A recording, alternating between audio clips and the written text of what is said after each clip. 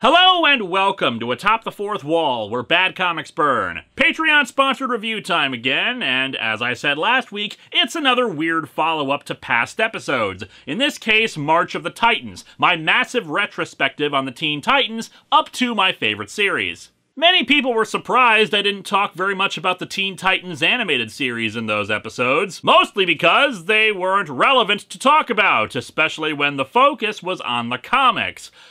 But there was one part where I mentioned the animated series, and that concerns the character of Terra. In the comics, Tara Markov, aka Terra, was a 14-year-old spy deliberately planted on the team by Deathstroke the Terminator. She was a sociopath and a murderer, gaining the trust of the heroes with every intention of watching them be tormented and killed. She manipulated the hearts of people who trusted her, and she had no remorse or regrets for doing so. In the end, thinking she had been betrayed by Deathstroke, she went wild and accidentally killed herself by collapsing rubble on top of her, which naturally made it great to adapt for children.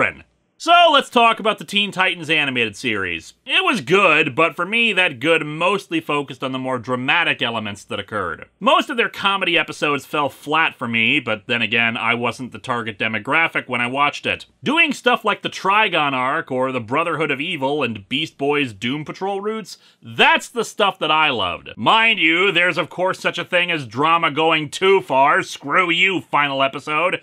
Yes, I know what you were getting at, but it's still a piss-poor way to end your damn show. But that final episode also brings us back to the subject of these episodes, the adaptation of Terra. What we're looking at are 3 episodes near the end of Season 2, basically the conclusion to the Terra arc of the show. She had appeared a handful of times before this. Her introduction episode, where she had trouble controlling her powers and ran away from the group when she thought Beast Boy had betrayed her trust, reappearing in control of her powers and needing to win over Raven, and an episode in between the ones we're talking about where she basically just cameos. Honestly, without that cameo, her reintroduction was right before the first episode we're looking at today, and I think that was a mistake. I know guest actors are expensive, but I feel like letting her join the team earlier on would have helped considerably with the reveal here. Really get the audience invested in her before everything gets bad. But this is what we got, so this is what I'm reviewing. Let's dig into some episodes of the Teen Titans animated series, Betrayal and Aftershock, Parts 1 and 2. Welcome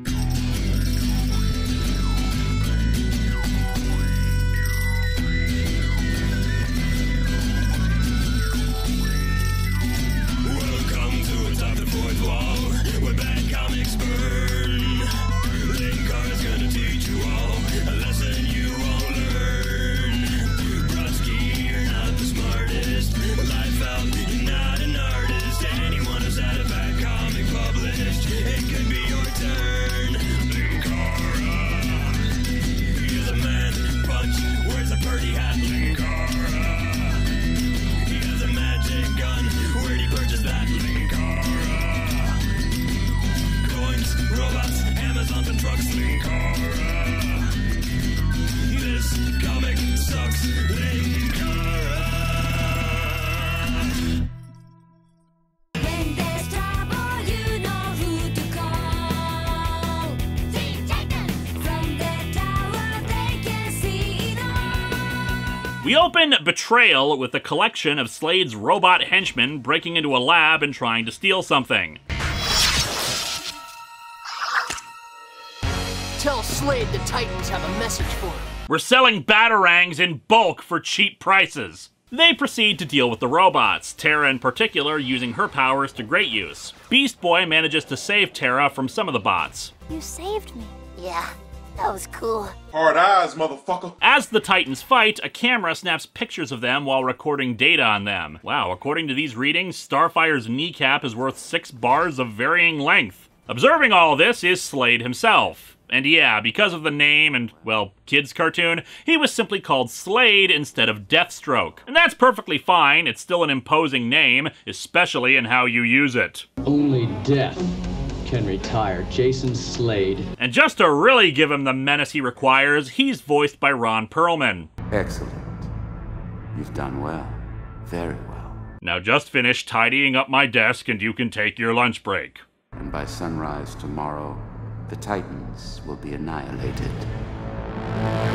Oh no, my evil lair is on fire! Call the Titans! It's here where we get the theme song, which is one of the more indicative things to show the influence anime tropes had on the series, sung by Japanese pop group Puffy Amayumi. It's not a bad song, though I admit I always found the minimalist nature of the visuals to be kind of boring compared to how peppy and upbeat the song is. Anyway, we continue on at Titan's Tower with the group deciding who the last slice of pizza goes to. And the last slice of pizza goes to...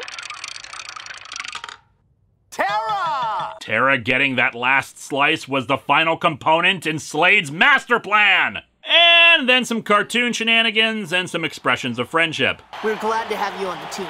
And we are most mirthful to claim you as our friend. And it'd sure suck if it turned out you were actually going to betray us or something. Hey, what's this episode called again? They lock up the tower for the night and go to bed, but Terra stays up to go onto her laptop. I'd say she's contacting Slade, but clearly she's just pretending to type because there's nothing on that screen. Also, is it just me or is that a really weird keyboard layout? Beast Boy goes to say hi to her and gives her a little present. A makeup case shaped like a heart with a mirror in it too. Yeah, went a little crazy with the glue gun. Considering it doesn't look like any part of that thing involved hot glue, I'd say you were right about that. He asks her out on a date for the next night, but she sheepishly refuses before then suggesting they go out that night. But why didn't you just knock on my door?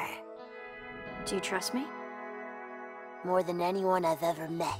Yeah, they're laying it on a bit thick, but that's kind of the entire idea, to show how implicitly they, and most especially Beast Boy, trust her and how painful this is as a result. Cyborg goes to get a late-night snack. Nothing a foot-long ham and beef jerky sandwich won't...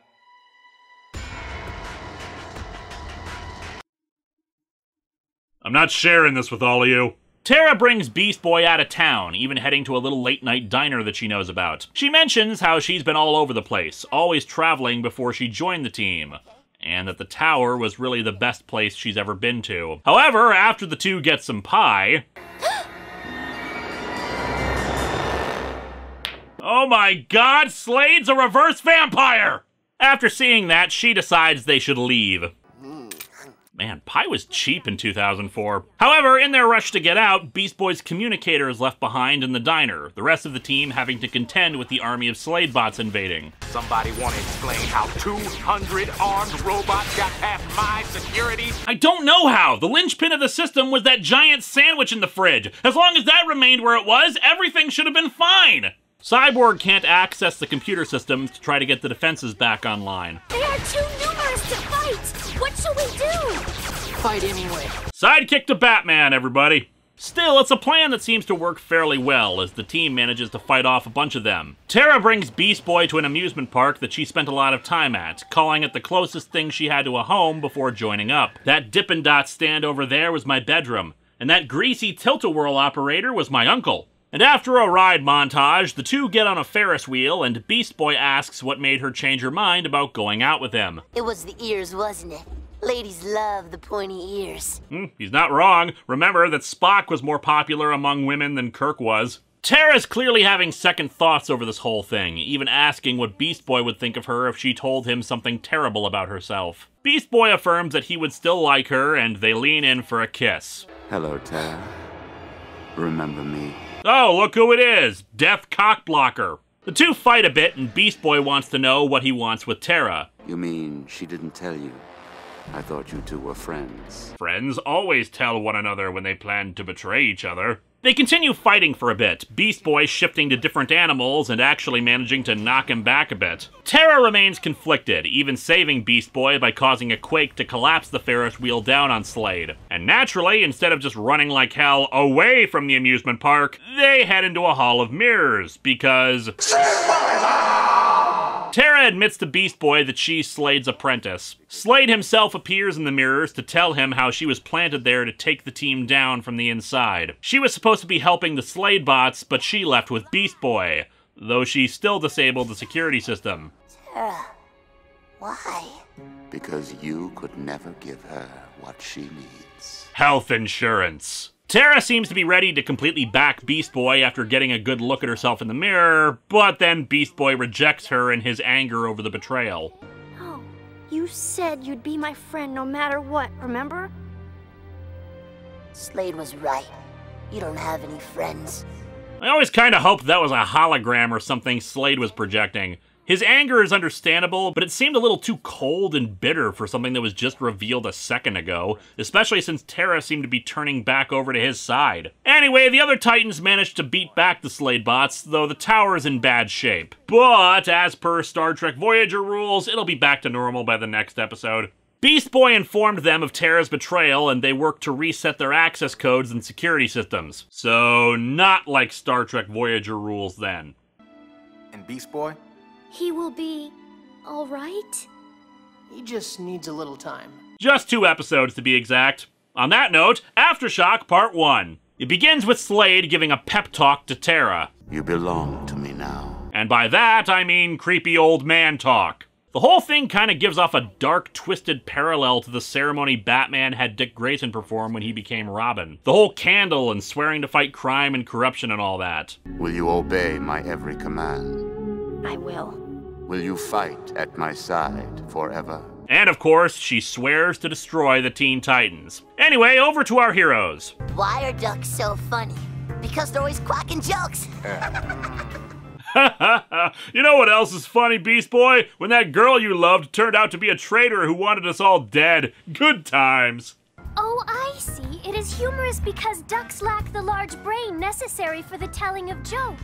And yet Starfire is still smarter and funnier than Marvel. Terra soon attacks, showing off the full potential of her powers, causing fissures, throwing rocks, levitating, all at the same time. Terra, stop! We're your friends! I don't have any friends, remember? Oh, throw that in my face! As the battle wears on, Slade reveals that her new outfit is a neural interface that allows him to access her power and summon up some rock creatures to fight too. Also, where's this camera footage coming from? Also, man, the sky's really purple today. We are connected, Terra. United as master and apprentice. We fight as one. Yeah, that's not how a master and apprentice situation works. But then again, Slade's definition of apprentice is more like, just do what I tell you. Or I'll just do it myself through you. I mean, just saying, it's more like if Emperor Palpatine in Star Wars assumed direct control over Darth Vader. Although that does give me the wonderful image of Palpatine forcing Vader to carry him around for piggyback rides. Anyway, the team is forced to withdraw back to the tower. You heard me! Fall back! Smoke bomb! The Titans wonder why it was so hard for them to fight her. She's not just another criminal. She's Terra. She was a Titan. Well, considering how few episodes we saw of her actually on the team, it's more like she was an extended house guest. Raven says that she was never their friend, just a spy planted by Slade to get them, and she was pure evil. Pure evil? Pure evil. Beast Boy denies that. Hey man, the girl wrecked my car. Seems pretty evil to me. And now you've wrecked my coffee table.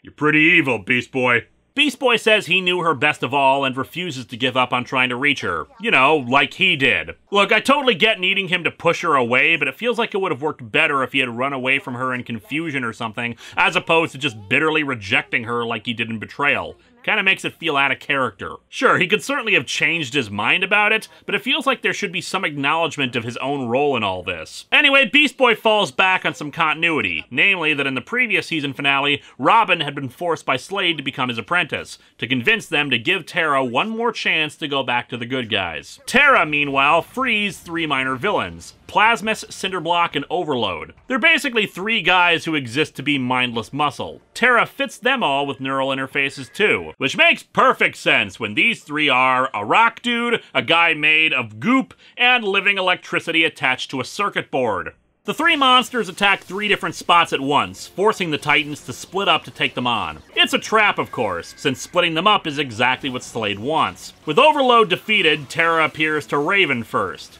Terra. Raven. Traitor.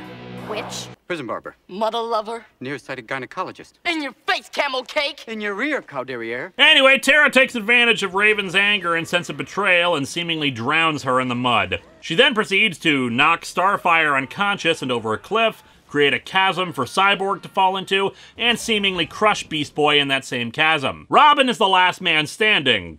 or rather falling on top of her via motorcycle. The funny thing I noticed about both this and the previous fight with her is actually how Robin is technically her greatest opponent. This is namely because her fighting style is always from a distance. She's not a martial artist, and when you're trying to dodge someone punching you, it's hard to concentrate on summoning up rocks. Slade clearly gave her some training, but her natural advantage is fighting from far away. Anyway, Robin tries to give her a chance to leave Slade, but she keeps reiterating that she's not going to do that, and seemingly crushes him under a rock. And then slides over his R symbol to Slade. Okay, no surprise here, but he's not dead, so how the hell did she get that?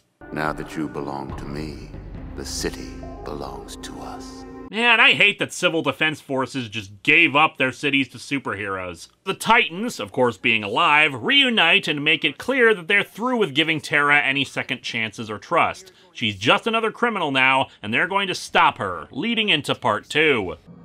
My name is Terra, and I have done horrible things. I'm the one who's always posting public spoilers of your favorite shows. She leads an army of Slade bots into the city, forcing most of its population to flee or hide from them. My name is Terra.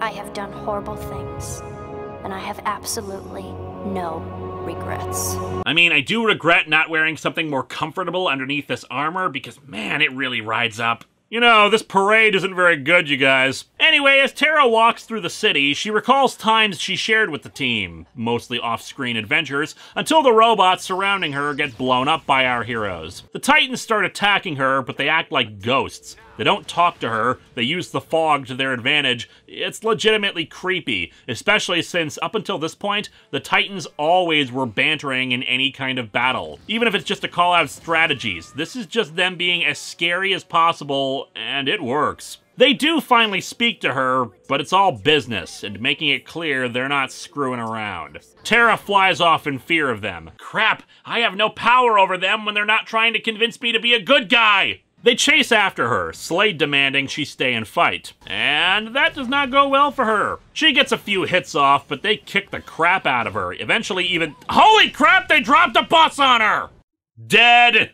Okay, yeah, she's fine, but still, geez, guys. To help her out, Slade dispatches Plasmus, Cinderblock, and Overload again, and the three merge together, somehow, to form a new creature called Turnian. This makes no sense, and yet it's working. Terra makes it back to Slade, but he just beats her up for refusing to stay and fight the Titans. Turnian soon gets help from the Sladebot army, but Beast Boy isn't concerned with them, just wanting to find Terra. Speaking of, turns out her armor is really just made of tinfoil and a lot of hope, since it starts unraveling from just a few hits. Deciding she's finally sick of Slade, Terra tries to remove the armor, but Slade reveals that the neural interface has fully integrated into her body now and can't be removed. And that, my friends, is yet another nail in the coffin of the stupidity that is neural interfaces. It's dumb for your giant robots, and it's dumb for your relationship with your supervillain father figure. Using the interface, he prevents her from just leaving. You promised to fight at my side forever, and that's a promise I intend to make you keep. When I go to the Jimmy John's to get lunch, you will be there. When I go to the bathroom, you will be there. I mean, like, right outside the stall, because, you know, I don't want to be creepy about this or anything. Robin uses a flashbang to deal with the Sladebots, and they manage to knock out Turnian. Not sure how they separate them, but then again, I'm not sure how they merge together to begin with. Beast Boy, meanwhile, tracks Terra down to Slade's subterranean lair. He finds her, but she demands that Beast Boy kill her while he can, and Slade resumes control. Beast Boy tries to get her free, but says she has to be the one to get herself out of it. It's all been your choice. You chose to work for Slade, chose to betray us, and now you've chosen to give him control. Slade isn't doing this, Terra. You are!